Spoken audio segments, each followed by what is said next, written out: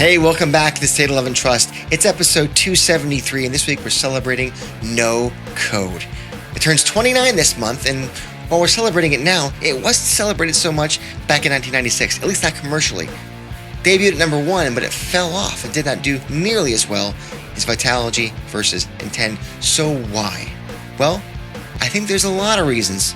We comb through them all. I think we come to an understanding. I think. What do you think? It's all coming up next on the State of Love and Trust.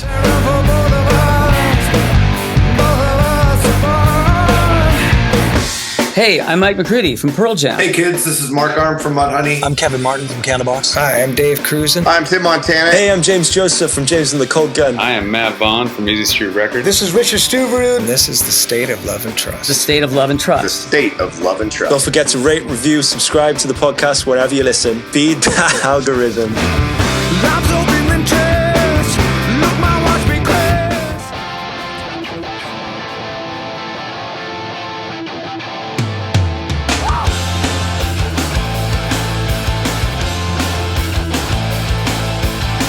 Welcome back to another episode of the State of Love and Trust. It's a Pearl Jam podcast, and I'm one of your two hosts, Jason Kerepesi, and alongside me, as always, is Paul Ghiglieri.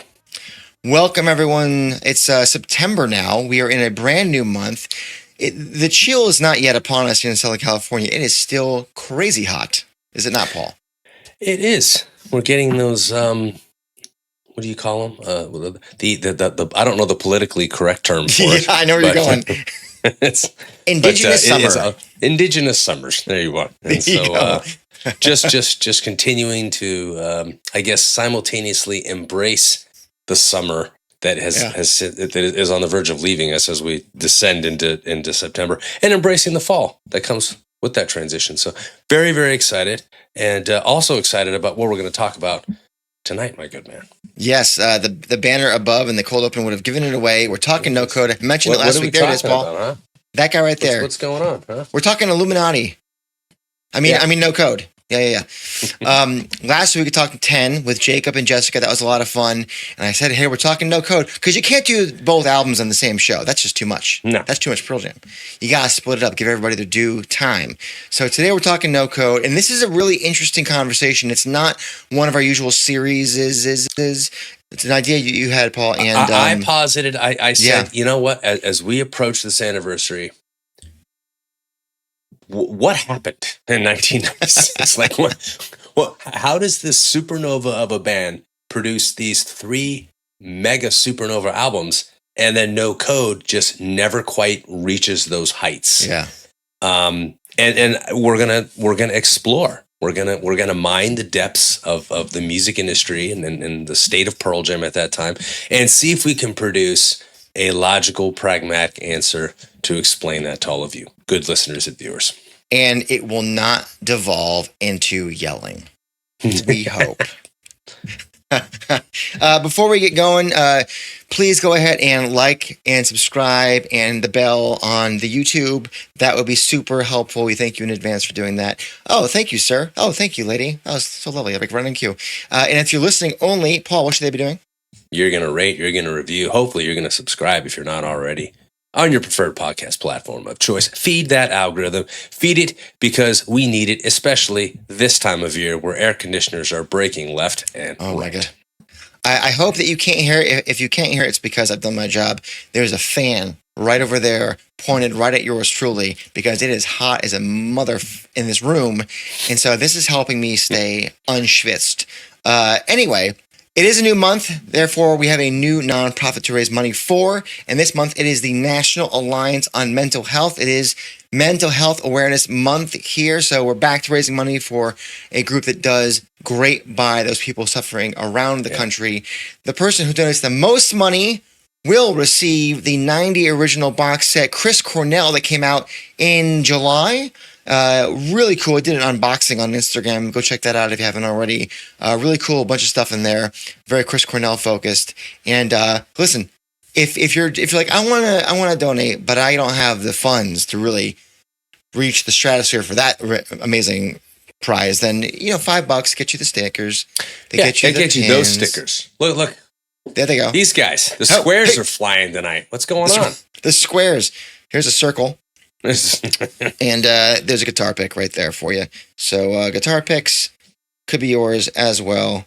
And we thank you in advance for donating to National Alliance on Mental Health is the organization. We salute you for that.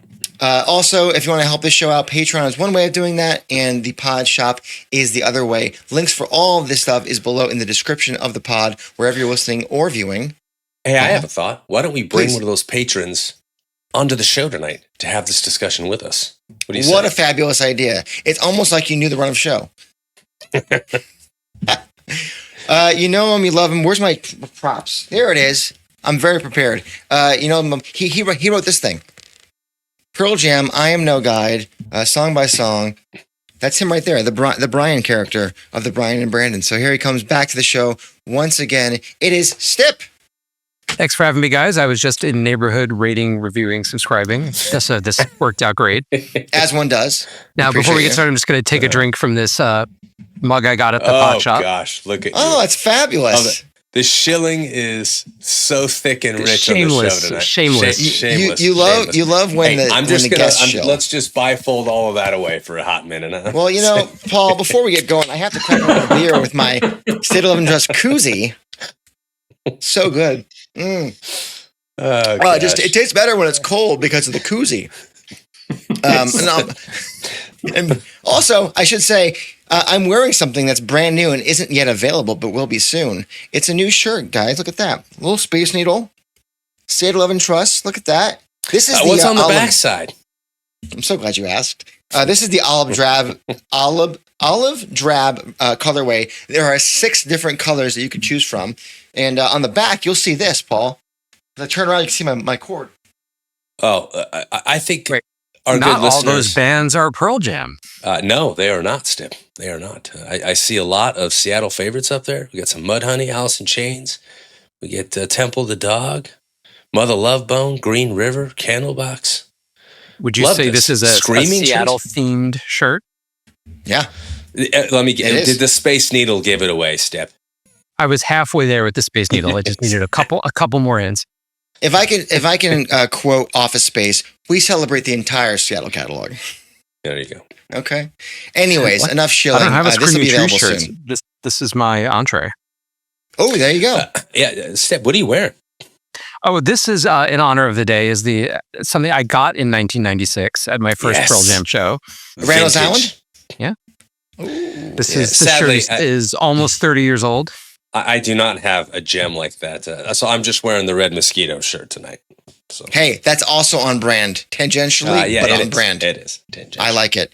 So let's talk about no code. And as you may or may not be able to infer from the banner up there, why the hell did this record not crush the same way commercially that 10 Versus and Vitalogy did? Let's go over some of the numbers. So it did debut at number 1, but it kind of dropped off pretty quickly. It sold 367,000 copies or so in the first week. Now compare that to Vitalogy, which sold 877,000 copies, and Versus 950,000 copies, my word. As of 2013, RIAA says that it sold 1.7 million, and it was the first Pearl Jam record to not go multi-platinum. So some additional context there. Versus was at the time the fastest selling album of all time, and Correct. Vitalogy was number 2 behind just Versus. Mm-hmm. So it's not even just a no code sold less. Those were the alpha and omega of top selling albums. Listen, I'm not big on fraternities, Stip, so keep the Greek letters out of this, please. I think I used the Greek letters wrong. What's the second letter in the alphabet? Beta? The alpha and that doesn't sound right.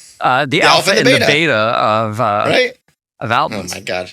Off the rails, back on the rails. Listen, I think that the majority of the fan base, you guys out there, at least of this recording, really enjoys this record, if not loves it. And some of you guys out there think it's the best. I don't personally, but many of you guys out there do. So why, in 1996, did No Code kind of trip and fail to hit the commercial heights of those previous records? And I'll add a second question, which might even be part of the answer. And see what you guys think about this. Was that the band's intention? So, why? Why did it not do as well as the other albums? Well, let me share a story. If we Please. can go Please, back Stip. to go back in time a little bit. The year is 1996. It's July 30th, and a much younger Brian Stipelman is on his way to work. I'm working at a summer camp, and I just got my "Who You Are" single, opening it up, putting it into my Sony Discman, and at this point, Pearl Jam is not only my favorite band in the world. I am prepared to argue in public that you'll love this, Paul. That the worst Pearl Jam song is better than the best Beatles song. This is an argument I would make with a straight face and be really upset when people disagree. So this is where my fandom is at. New album following 10 Verses, Vitology, like my 3 favorite albums of all time. I hit play. Who You Are, like the quasi-Eastern, drum beat opens up. And my immediate response is, what is this? And I listen, patiently. There's no guitar solo. There's no stratospheric vocals. There's no catharsis. I'm trying to pay attention to the lyrics, and I can't tell if they're either trying to be profound and failing, or if it's mocking the fact that I wanted the lyrics to be profound. Like at this point in 1996, Pearl Jam is serious business, and there's just no way to mentally process a song that's not serious. There's no analog I have for it. I mean, Dirty Frank and Grammy Out of Control were joke songs. So there's nothing. The song reaches the end, and I'm kind of thinking to myself, like, what is this shit? But all right, there's another song coming. The habit roars into life. Like I'm awake. Like, okay, this is what I was waiting for. And then Eddie starts shrieking in this register that's almost unlistenable. I had heard nothing else on the album. My thought is, like, oh shit, did he just destroy his voice? Like, what happened between Merkin and this? And this was an era too. Like, we're used to the Pearl Jam being now like hallmarks of longevity, where we know that they're in a secure, comfortable place as a band. This was the era where we were always constantly afraid they were about to break up, that there was nothing holding this band together. And so the fact that like Eddie might have just shredded himself hoarse as a way to end Pearl Jam was an entirely plausible experience. That was my introduction to No Code. And when I finally got the album, it didn't get any better. Over time, I've made my peace with it. I've grown up with the album. I've got some different takes on it, but that was my initial reaction, and I'm sure I was not alone. And how old were you at the time, Stip? I was 19 years old. Okay. Gosh. That's important. Mm-hmm. Yeah. Okay. Paul, I want to say this, Paul. Stone Gossard said, "We wanted to shake people up. If you're not doing that, then what's the point?" Well, Stip, you've been shook. Yeah, but I didn't want to be shook, and but I was gonna buy the album, but if I was on the fence after you didn't believe it, you were like, "There's no way. There's no way." This is not gonna be great. This is like basically like, this is gonna be an anomaly. They're trolling us, or like we had heard enough of the they're trying to shrink the fan base. Like that was in the ether a little bit. All right, maybe this is just to get the normies away, and then when I actually go out and buy the album, I will be rewarded with something closer to what I was expecting. And I was not. And millions of us were not. There's dozens of us. Now, I had a very, very different reaction to my first listen. Paul, you welcome the weird. I do. And when I go back and reflect on this, it was the same song, Stip, that introduced me to No Code that did you. Here's the difference. I remember processing a music scene in which Matchbox 20's Yourself and Someone Like You debuts and thinking, well, this is different. And then Rage Against the Machine's Evil Empire comes out. Like, this is very different. And then, No Doubt's Tragic Kingdom will come out that December. And then Third Eye Blind, the very next year, comes out as well. And we talk all the time about that epic period where, Metallica's Black Album and Nevermind and Pearl Jam 10, like the sequence of events of all these albums dropping in such a short amount of time. But Pearl Jam's dropping a record into a music scene that I think was so irrevocably changed already by the time No Code comes out in September of that year. And maybe this is a bold assertion. I don't think they could have released Verses in 1996. I don't think that record would have cut through the same way, the way that it did in 1993. I just think that the country and the music scene was moving in a direction that it's not that it was leaving Pearl Jam behind, but it was moving in a direction where Pearl Jam no longer comfortably sat in the lead the way that would empower a fan to say their worst song is better than the Beatles' best song. And so when I reflect back on this, I just find that you're thinking about a record that was marked with inconsistency that ultimately mirrored the inner turmoil that the band was experiencing at the time. So let's just dive in for a second here.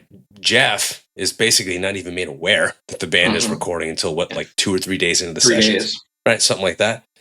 He's later quoted as saying he wasn't even super involved with the record on any level, which is terrifying to think about. Mike understands Jeff's position, but basically says, look, if we got together and tried to play, like nothing would get done. We'd just be pissed off at each other all the time. He almost quits the band over Eddie's control over the creative process at the time. I mean, these guys are like searching for process, and they're finding themselves at a crossroads at a point in time within the music industry where they have this now desperate need to evolve if they're to remain a band at all, right? So when I heard this song, I think I recognize, I didn't hear this song and was craving for an anchor into a music scene that I understood and could identify with. I recognized that things were changing and I was changing. And I wouldn't say that I heard some of these other albums and thought, yeah, this speaks to me more than 1992 and 1993 did. But I will say that I recognize that if Pearl Jam didn't evolve, this sound was going to feel dated. As bizarre as that seems. So when I heard that eclectic drum beat coming in, when I heard Jack Irons introducing this new version of Pearl Jam, I really dug it. I remember thinking to myself, wow, like they came in with a left hook that I was not ready for. It's funny you say left hook, Paul, because I have a comment for that in a second. Go ahead. Yeah, I mean, I was ready for something like that, I think, ironically. Especially because Verses didn't have that reverb. So I felt like they already had consciously tried to shift away from, my favorite album at the time. And then Vitology, which everyone talks about this album, No Code, like it's this experimental detour. What was Vitology, if not that? I mean, it was very much an experimental album. That was the bridge album. Well, it was. And so, when I'm hearing No Code, I felt like the previous two albums set me up for this. Like it was a natural evolution to this place. And I feel like what the band was going through, that dynamic, that inner dynamic was reflected in the music. So that the music I'm hearing is a manifestation of what's happening within the band itself as a group dynamic. Anyway, I've got a lot more to say, but Jason, talk to me about that left hook. Okay, so a couple things here. I think one thing is that our understanding of these guys being super fans of this band. And if you're a casual fan, maybe you haven't picked up on this as much, but here's what I take away from these guys.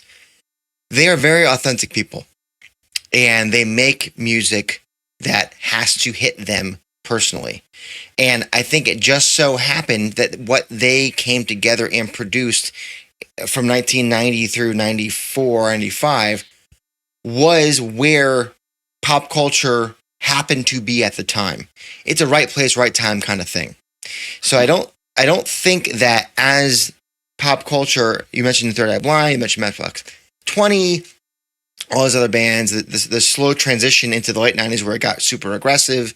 I don't think they would have ever, and they haven't, changed their process and their creative output to match, to keep up. On top of that, we did a whole episode on The Birth of No, which is the singles premiere party. They realized that they needed to control their destiny because they could not handle the lack of control because they thought that they would just completely burn up. And they almost kind of did with this record, right? So I think on the one hand, that wouldn't have happened anyways. They never would have gone along with the zeitgeist anyways because it's not who they are. But I think they also did make a conscious effort to dive deeper into something that was against the grain, not just doing what came naturally, which might have been some more anthemic stuff, because Corduroy and Better Man and like Immortality, like, yeah, they're weirder. They're more closer to No Code than 10, but they're still big. But they're structured. They're tighter and they have structure. Yeah, they're anthemic. They are. You know, Eddie is singing to the rafters on all of them, no matter how much. That's why I say it's a bridge album, because there are elements of both, and so even if you aren't a fan of No Code, there was enough in Vitalogy that connected you to Verses in 10, and Jesus Christ, the hooks on Corduroy and Better Man alone. And if you're the kind of person who is a casual fan who listens to the radio, you're not going to hear Pride 2. You're not going to hear Satan's Bed. You're not going to hear maybe even Last Exit. So all you're hearing, or Tremor Christ. So all you're hearing are the most hook-laden songs that were getting put out. It wasn't until No Code where they're like, we're going to make a conscious effort to still do what we want to do, but turn the screw and really flip it around and say, how about we lead off with who you are? Not Hail Hail, as what would have made sense, and it was a single, but start you with who you are. When singles mattered, when lead singles mattered. Paul, you talked about last week that your introduction to 10 was Master Slave into Once, which is the opposite of how most people listened to or found new music. Jeremy on the radio. Most people heard of the singles on the radio. So this was an important point to make for them at the time, considering how radio still had a point to play. But when it comes to aggression, and I know I'm going on a bit here, but when talk about aggression, I think about certain fans. And I think I was sort of one of them in a way, like a light version of this. And by that I mean, actually, here's a good example. There was a comment on our episode about the Constitution Hall shows at the beginning of the year. It just came in like a week or two ago. And the comment read, never was a fan of Jack Irons. The music got weaker. It wasn't powerful anymore. It didn't drive anymore. Dave A was the best drummer they had and gave the songs a crazy energy that was lost after Dave A was stupidly fired. Now listen, everyone has the right to have an opinion. It doesn't mean that they're all based in reality or sound reasoning. But my point is that you're going to have fans of the early music who view it, in my opinion, through a very narrow lens. Like aggression is the only thing that matters or something. And for some bands, that kind of works. Your Panteras of the world, your Rancids of the world. Actually, they actually have come down. But like, there are certain bands where aggression always is like, that's why I'm here.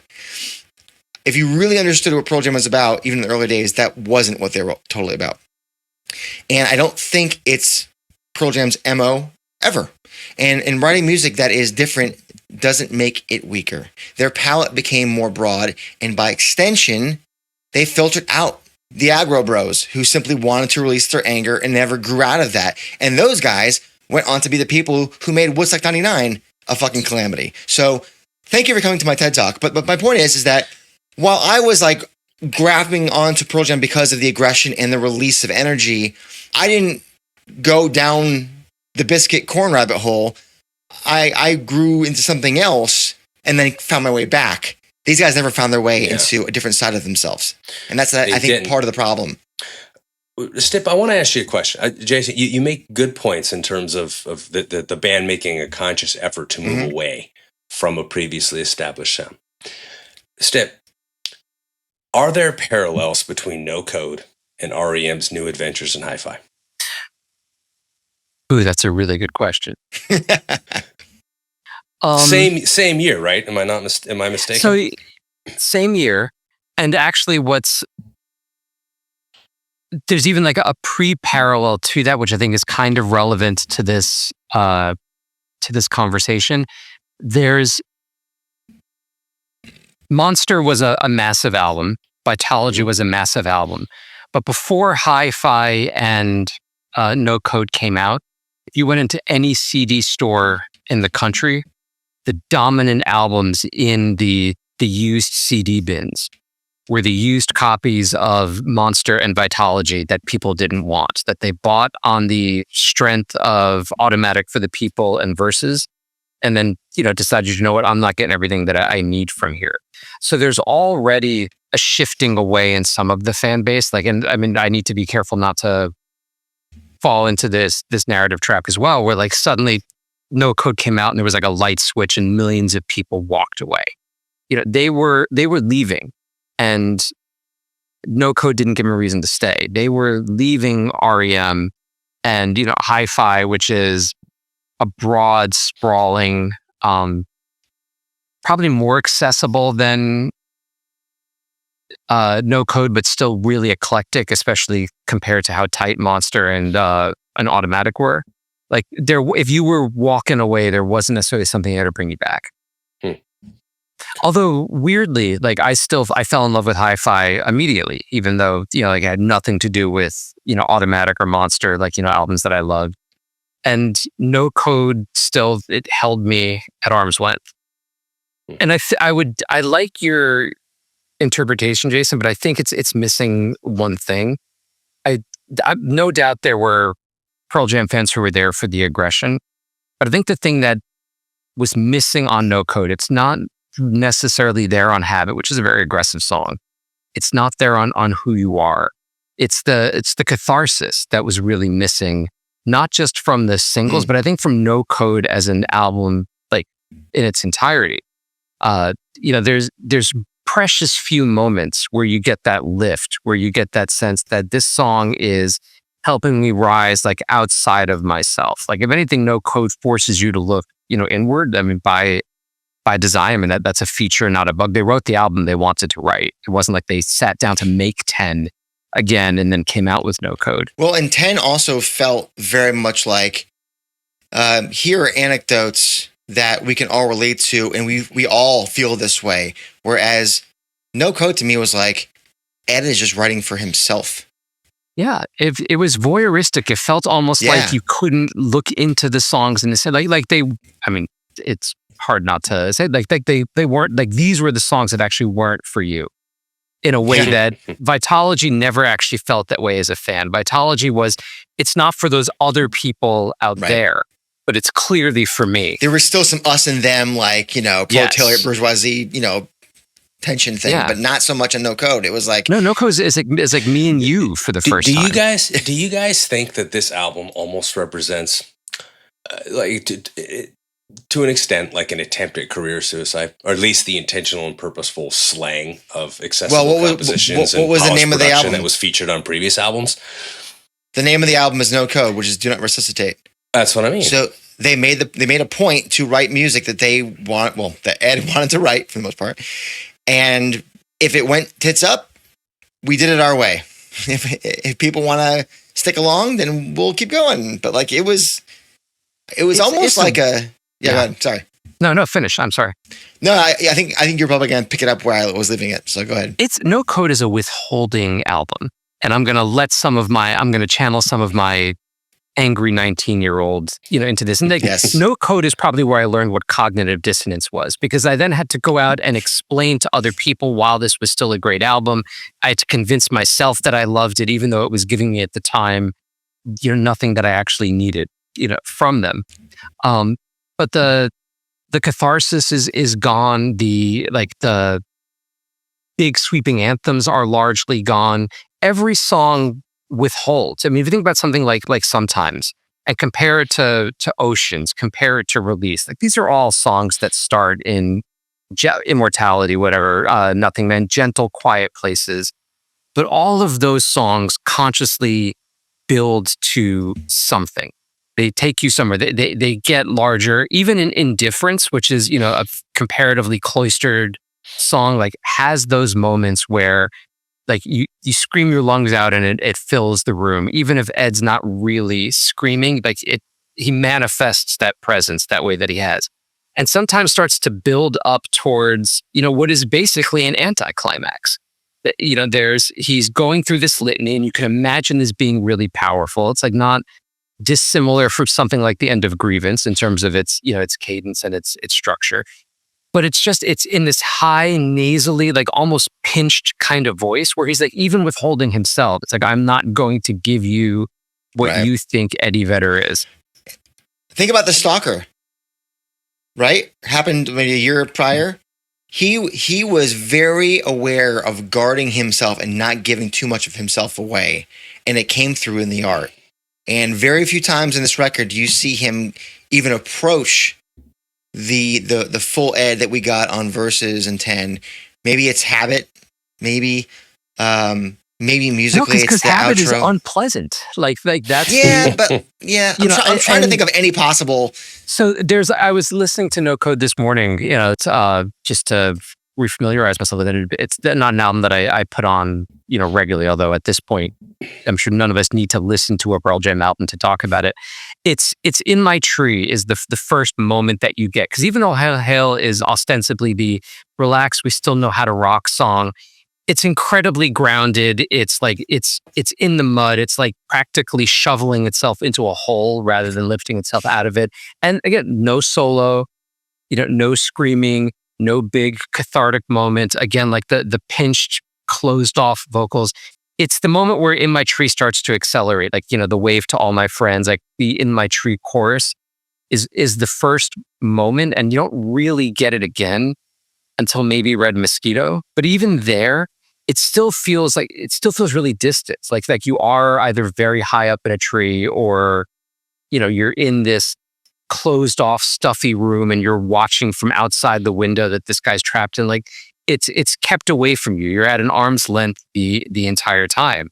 And I mean, consciously or unconsciously, I mean, that's what Ed was setting out to do. Like, again, whether it drew you in or not, like it was an intentional artifact. Like they accomplished what they set out to do. Like these are features and not bugs. Yeah. But if you're still, I mean, the Unplugged is still in heavy rotation on MTV. The 10 songs are still ubiquitous. You could Verses and Vitology are still getting plenty of airplay. Like there is still a vision in people's minds of what Eddie Vedder is, and their cultural cache is tied to what that vision is, and it is nowhere on No Code. And even insofar as Vitology serves as a bridge, in a lot of ways it does, that Ed is still there. Yeah, he's still giving that that aura, that presence. He's manifesting it. I want to ask about these songs in the live context, because I think when you talk about Ed kind of limiting himself or the music kind of feeling we're not going to go that far. There are moments now and over the years where a lot of these songs find maybe an extra gear or go up a little bit higher and find a little bit more contrast within the songs to establish more of the dynamics that made the Verses and the Vitology and the 10 songs so enthralling, right? We love dynamics. I'm always talking about dynamics on the show. You think about sometimes, even in the last tour, it gets to the end and Ed's almost like distorting his guitar. He's playing it so hard and singing those lines. The outro to Present Tense gets fucking really rocking. I mean, there are definitely moments where they bring it up a notch. I think to your point, the In My Tree chorus, he really goes after it. About, the sky's so high. He really gets after it.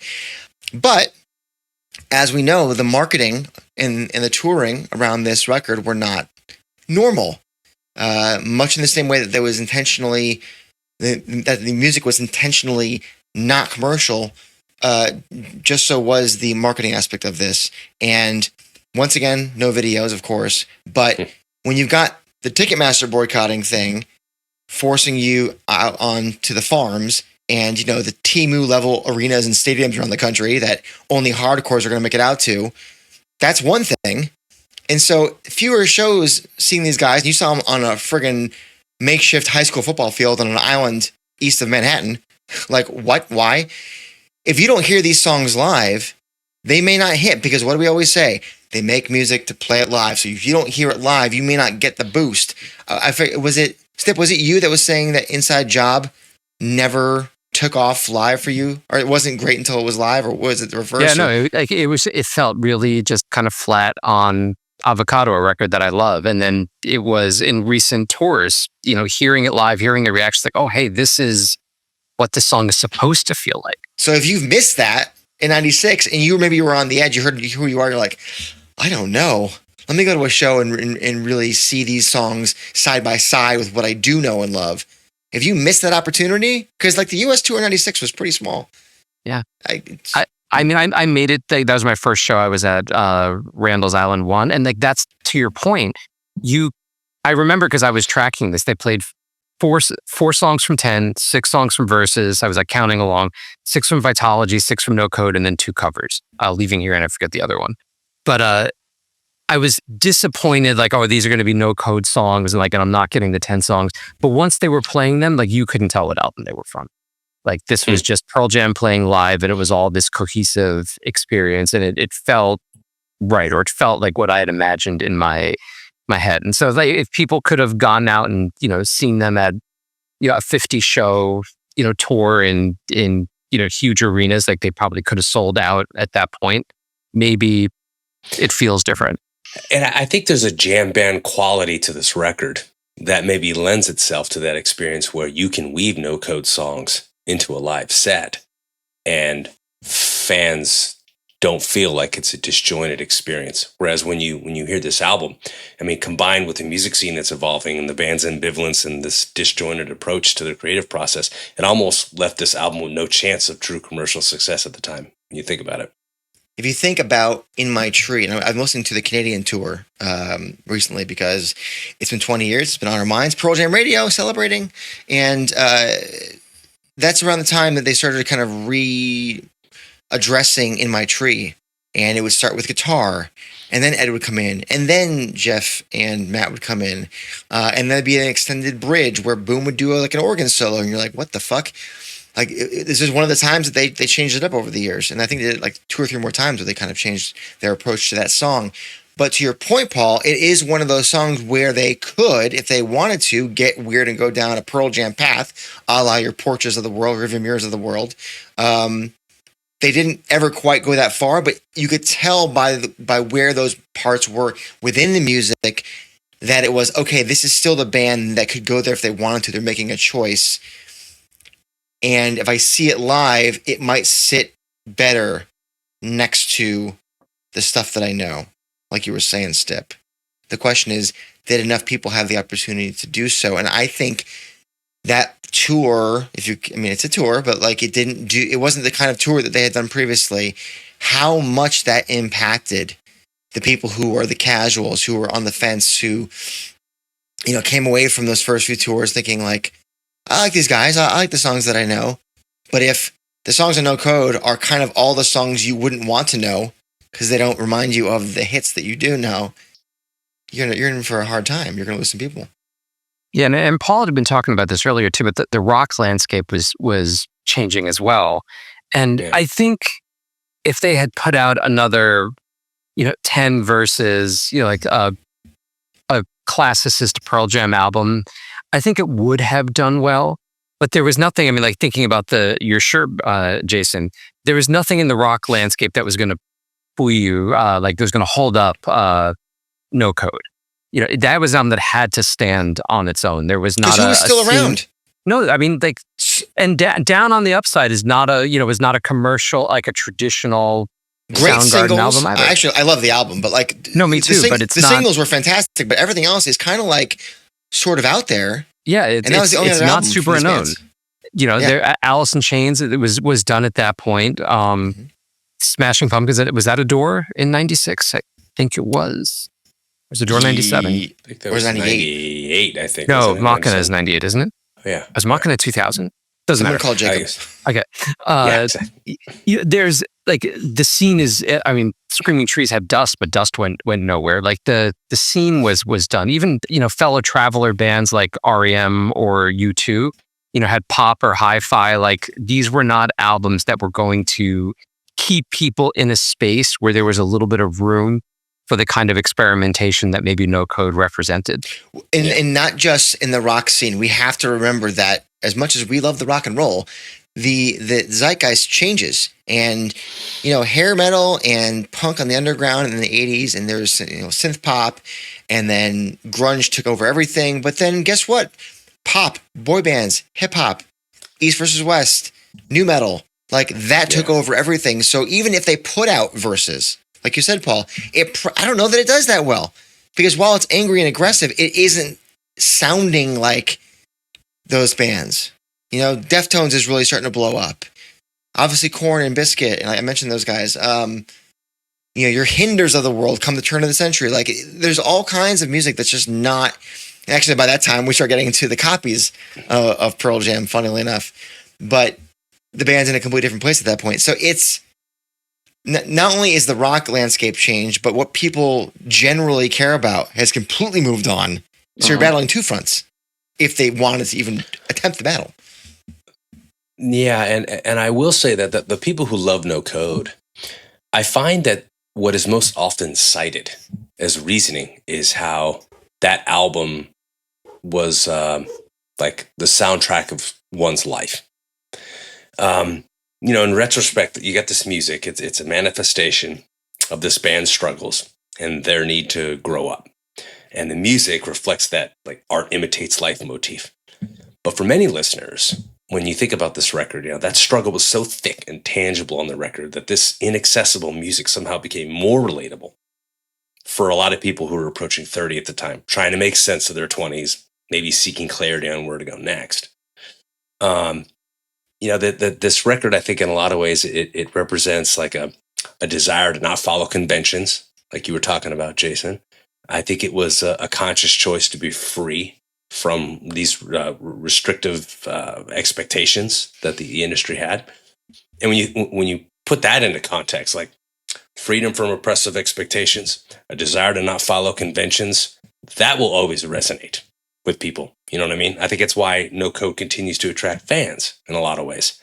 I think Neil Young, you talked about Merkenball, Stip. I think Neil Young looms large on this record. Encouraging Ed and the boys to kind of like do their own thing instead of the industry thing. So, but he's not a commercially viable influence. I mean, that's interesting too. But the influence on Ed and the whole gang at that point, coming out of the Merkenball, Mirrorball sessions, it's profound. It's like, do what you need to do.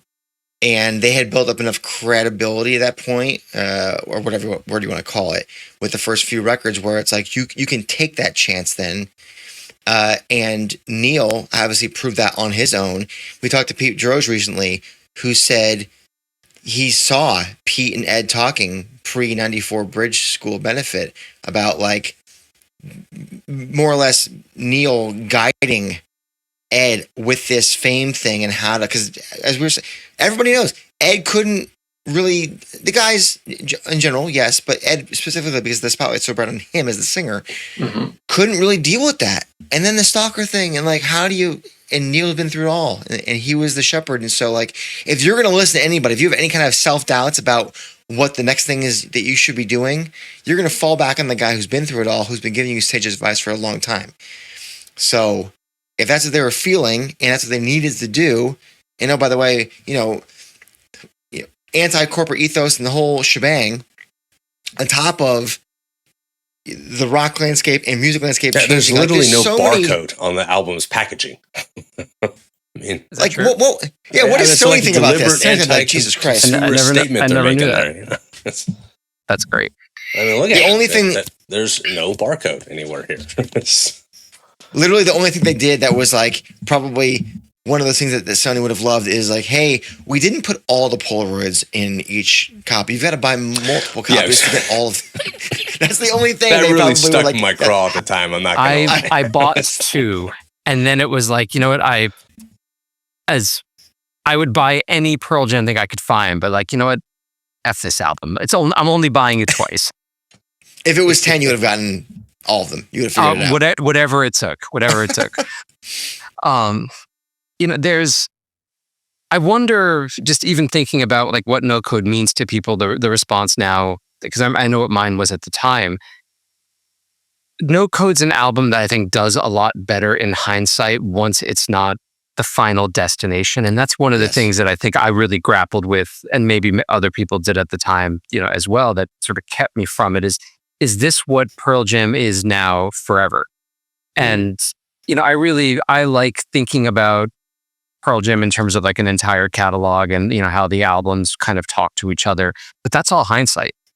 You know, like when No Code came out, that was it. We didn't know what Yield was going to be. We didn't know if Yield was going to exist. Right. And so I'm sure I'm not alone in, you know, some of the more classicist fans like carrying a little bit of resentment because you don't know that this is a detour. You don't know that this is therapy for the band, that, you know, we need to make this album for ourselves so we can go on to continue to exist. You know, this Stip, could be going. Can you imagine if you wrote this book chapter by chapter as the records came out, that No Code chapter would feel a lot different because you wouldn't have that context of all these years and being able to say, okay, it was part of the journey. It wasn't the destination. Yeah. No, I mean, you can't know at the time. And so every album that comes out can't but, you know, help carry all of your expectations for, you know, who this band is. And the potential finality of it, right? Right. Right. And like, there was a part of my fandom that died with No Code, or it felt that way at the time. Like, it was like the final nail in the coffin that like the 10 era, you know, Eddie was never coming back, the 10 era Pearl Jam. Then maybe even the Vitalogy era Pearl Jam was not coming back. It's why I had the reaction that I did when Avocado came out. You know, that, okay, like this is something returns them they put on the shelf in 1996 that never really returned. It's why I had like such a like an unspeakable reaction to it, like when a song like Waiting for Stevie came out like almost 30 years later, which was actually like, you know, the final like return to everything that had been left behind. But like that entire emotional journey for me started with being disappointed in No Code. And what makes maybe somebody like me a little unusual is that most people in my experience probably just left the band. I don't know how many folks really felt disappointed in No Code, but still then, you know, but I'm still going to stick it out as a super fan and give everything, you know, as much of a try as possible and find things to love about them or convince myself that I do, you know, honestly, until, you know, that fate's rewarded. Honestly, I think some people needed friends or family to help them because, and I say that from personal experience, because, and I've said this story before, I'll say it again so you don't have to go back to whatever episode that I happen to say it in. If you had fallen out with the band at some point in those years, around this time perhaps, unless you were asked if you wanted to go to a concert because your buddy had, you know, second row 10 Club tickets, you may not have found the opportunity to find a way back in. We talk about the live show being that kind of neutralizer of the songs that you maybe don't care for as much. I sat through Help at the home shows. It was all right. Don't really care for the song, but it was all right in that context. You know, I got a little bit more juice going. And that's what happened. 98. I go to the Hartford show. Holy shit, this is wild. Hey, I know Hail Hail. Cool. Oh, that No Code. Oh, yeah. What else is on that record? I never really gave it a chance. Interesting. Okay. Yield's coming out. Or Yield's out. I love those songs. Now I'm bought in again. Because the songs that maybe I knew, but I didn't like them enough to give it a chance. But now I've been forced to give it a chance because now we're in the primo way of listening to Pearl Jam. Now I'm back in. And if you didn't have a friend say, you got to give this a shot, come with me to a show, or just like, you got him in the car, you're going to school, I'm putting this on today, you're listening to it.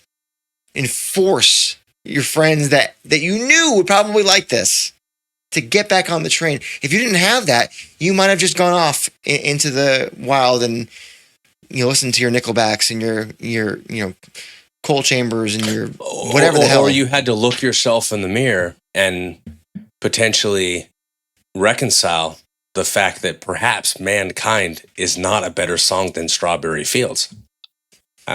No, this was a Vitology era argument. The line was there. Foxy Mob even. My Vitology stops at immortality, so I was able to avoid the Foxy Mob problem. I just like it so much. I'm really thinking about Paul's comment about the music scene, though, because Yield. The Neil Young influence carries into Yield. Yield is a more anthemic album with still like some fairly strong anti-commercial instincts compared to some of the earlier records. But the larger fan base never really returns. Your Jasons trickle back in, but it's not like Yield massively outsold No Code, even though Given to Fly is a much more, classical Pearl Jam single than Who You Are is. Mm-hmm. So, true. I mean, were they that successful in with No Code, or did maybe just grunge was done? I think the Pearl music Jam scene was just done, changed. and maybe it didn't matter. That's the argument I'm making. Is that they could have released verses, and I don't think that it would have cut through the same way that it did 4 years ago. I don't know. I think it's an amalgam. I think we've touched on a lot of different things happening, some out of their control, like the music scene at large, the rock scene, and some things that were in their control.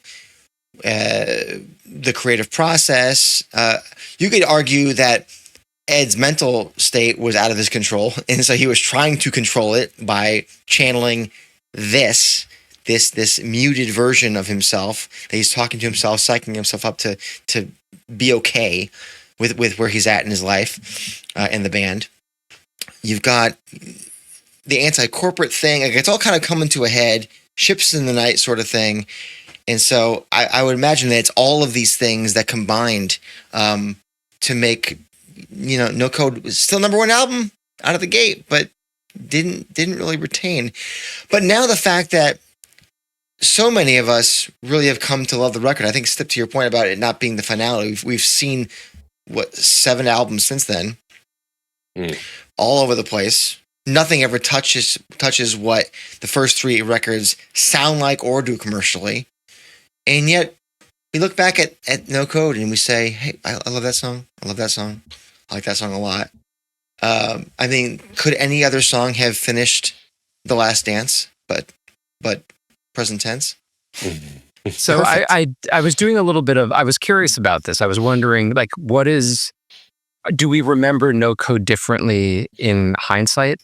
And so I fired up Spotify and I was curious, what are the most streamed Pearl Jam songs from the 90s run?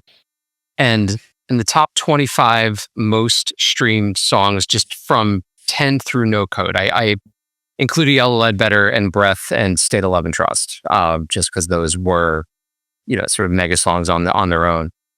12 of the top 25 songs are from the 10 era. That includes State of Love and Trust and Ledbetter. Breath is actually way down.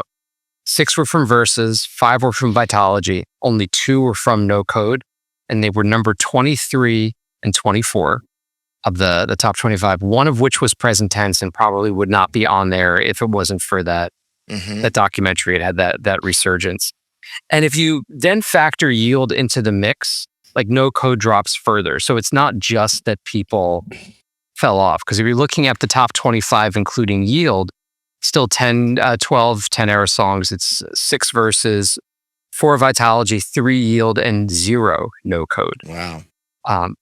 If you look at the bottom 10 songs from those periods, and I'm excluding Your Stupid Mops and what have you, of the bottom 10 songs from the 10 through No Code period, 7 of those 10 are from No Code. If you look at the bottom 12, which you had to do for timing, when you include Yield, because it ties rather, 10 of the bottom 12 are No Code or Yield. So there's a reclamation amongst the fans. I mean, without a doubt, because you could hear the pops that these songs get when they play them live. Yeah. But they haven't. I don't think they've resurfaced into the public consciousness in any way. Well, what's interesting is Matchbox 20s. I keep messing that up.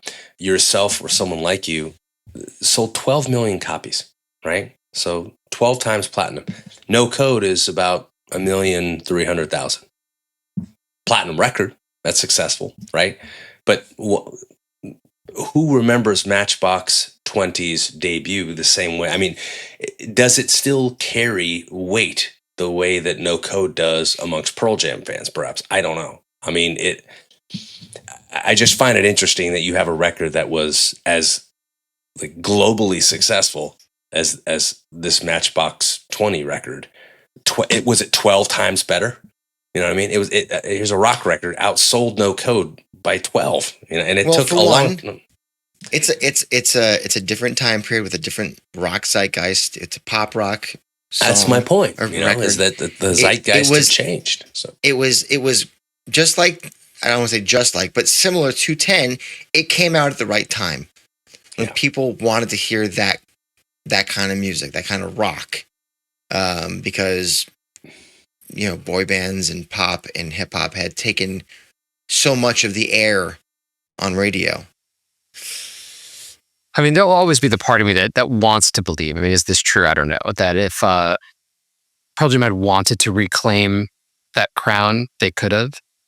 But I mean, in the end, No Code was, in a lot of ways, their most successful album in terms of like what was the mission. If you're Pearl Jam and you want to continue the process of shrinking your fan base, and then you want the people who stick around to find what you're doing meaningful, then No Code was probably wildly successful. And I'm definitely an outlier because it's ranked really high on any critics rank the 12 Pearl Jam albums. It's always in the top 5. Yeah. It shouldn't be, but it is. I want to try and replace one word there. You said shrink. I want to say, and maybe this is actually the wrong word too, but I want to say purify.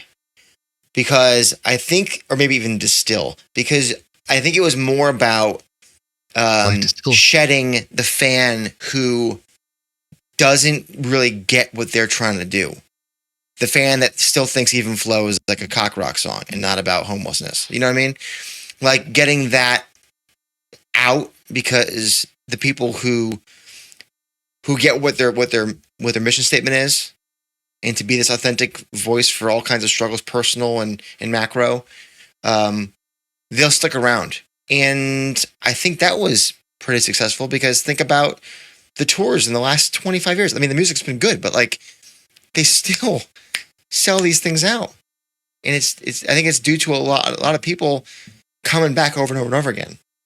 Let me ask a question, because I wonder if the cock rock element of this is overstated.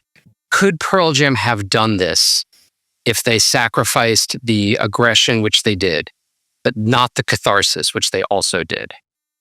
Could you have shrunk the fan base with softer, more eclectic songs, but Eddie is somehow still offering you that release in his performances in a way that's not there on No Code? He's doing something else. I mean, I think that's partially what Yield is. Yeah, maybe.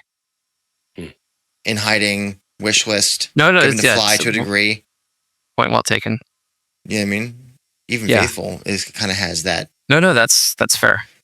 And that was a time when nu metal had gotten even more airspace taken away. So you're really fighting against the grain there. So I guess that'll always be the great what if. It is, but I guess just to bring this back around as we close, the autopsy report pretty much complete. I think we've hopefully successfully diagnosed why No Code was not a 12-time platinum record like yourself or Someone Like You. That being said, where does No Code now fit within the pantheon of Pearl Jam's catalog? So, Stip, you mentioned that perhaps it doesn't deserve a place in the top 5. There are many fans that would say it's their favorite record in the catalog. Well, right? Paul, can I speak for Stip? Yeah. If you turn to page 214, you'll find. Stip's blushing.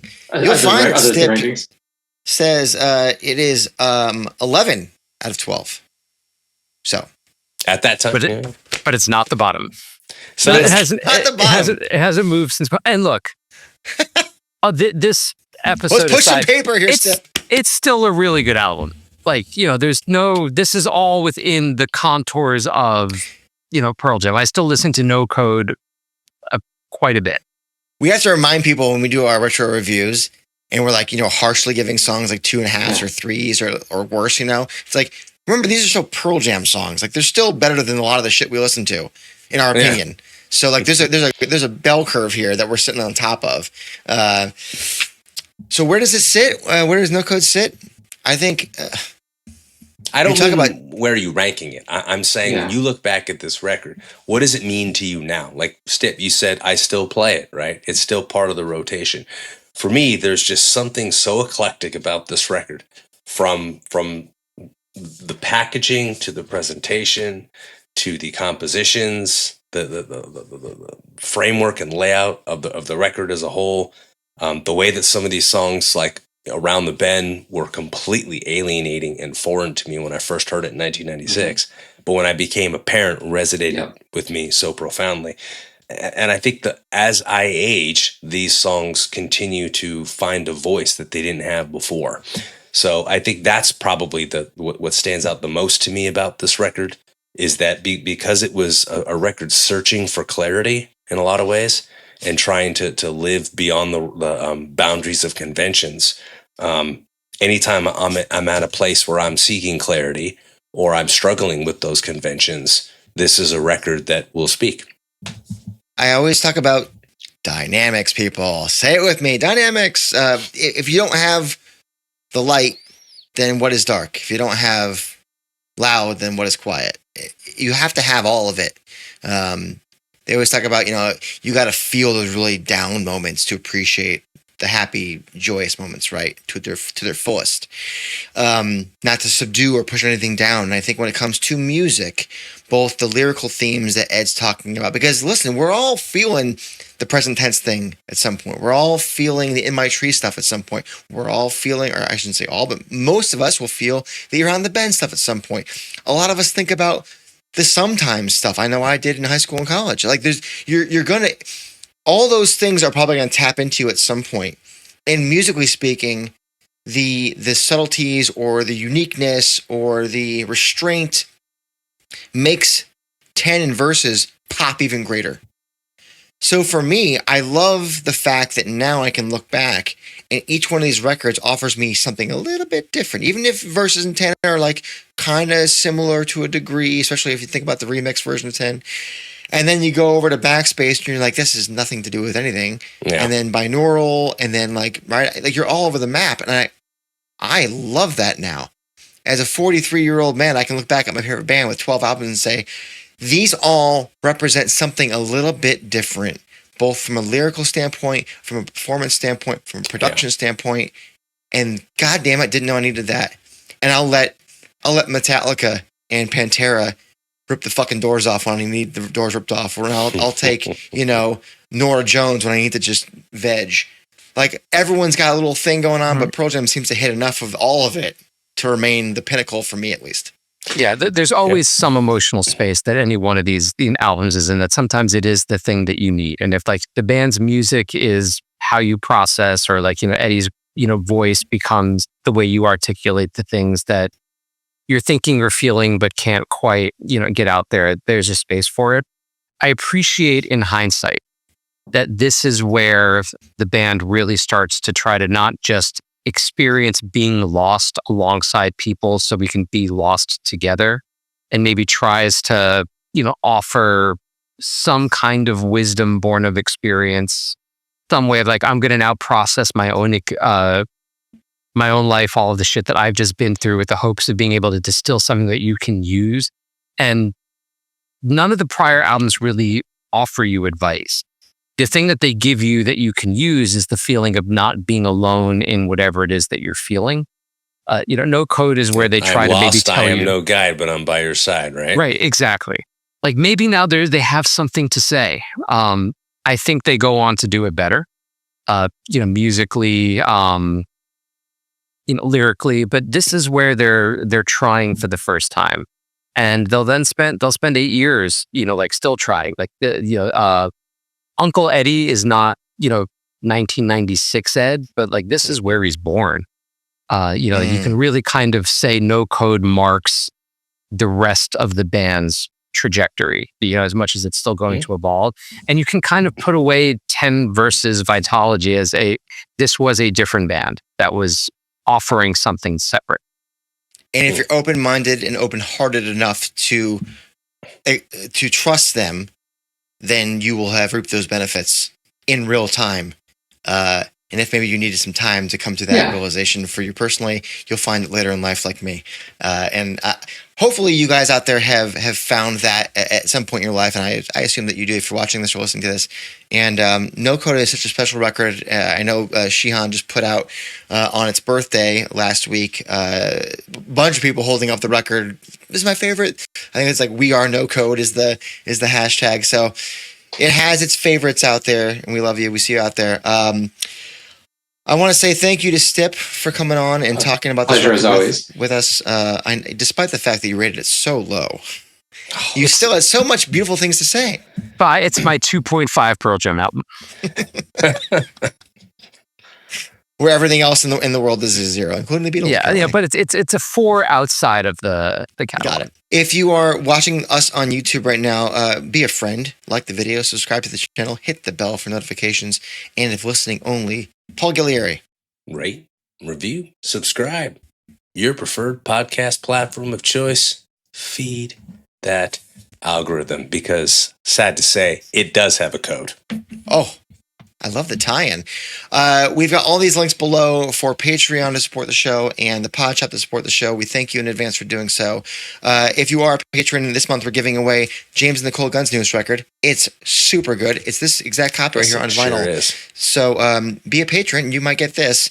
And if you donate the most money to, I got to find it again, National Alliance on Mental Health, you will get a 90 original box set, the Chris Cornell version, and that goes to the greatest donator. Everybody that donates $5 or more, Stip, Paul is grabbing his stickers right now to throw them across his room. There they go. He's not going to throw his guitar picks, will he? No, just stickers. That's all I got. Just stickers. Oh, and the pin. I can't forget the pin. Do you have all these things, Stip? Do you have these? I got the pins. You get the pins. I don't know if I have a sticker. I'm just in awe of how aerodynamic Paul is when he throws them. I'm not in the room, but it feels like I'm in the room, and it's just amazing to see. He's the Nolan Ryan of sticker tossing. I mean, it is straight up. And some of them are sticking. If you panned up, some of those are sticking in the ceiling. Hey, listen, as long as Robin Ventura doesn't come in there to get him in a knuckle sandwich, we'll be okay. Anywho, thank you all for watching or listening to this. We've got so many great chats coming up and more reviews and series and superlatives coming for the rest of the calendar year. And we'll be back with you next week. And until we do, you've been listening to or watching The State of Love and Trust.